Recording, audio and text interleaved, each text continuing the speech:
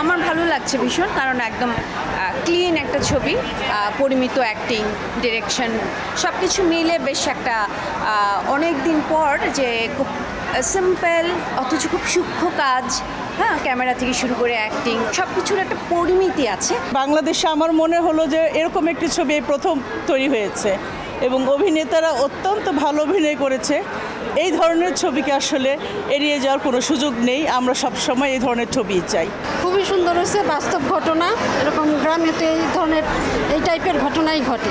এগুলি আমরা তো সবসময় অন্য ধরনের সিনেমা দেখি, এটা খুবই বাস্তবসম্মত একটা সিনেমা। শেষ যেই গানটা দিয়ে হলো একটা মেয়ের সারা দিকে পানি বলতে যেই ব্যাপারটা আসলে বোঝাতে চেয়েছে, একটা মেয়ের জীবনের শুরু থেকে শেষ পর্যন্ত আসলে তাকে সবসময় সারাক্ষণ স্ট্রাগল করতে হচ্ছে।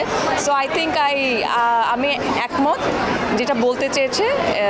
আর আমার কাছে হচ্ছে এই যে একটা থিয়েট্রিক্যাল অভিনয় এবং এই যে ছন্দে ছন্দে কিছু টুকটাক কিছু একজন অ্যাক্টর যে কিছু এক্সপ্রেশন দিয়েছে, এটা আমার খুব ভালো লেগেছে।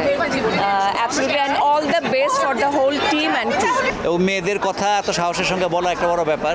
বাংলাদেশের মেয়েদের যে সমস্ত যেতে হয়, মনের মধ্যে যা থাকে, যে বাস্তবতার মধ্যে থাকে, যে বাস্তবতা তার অতিক্রম করতে চায়, পারে না। কিন্তু আমার বন্ধু লিসা তার চরিত্রকে দিয়ে সেই বাস্তবতা সে ভাঙতে দেখিয়েছে। গ্রামীণ জনপদের বাস্তব যে চিত্র, সেই চিত্র তুলে এনেছেন এই ছবির পরিচালক লিসা গাজী।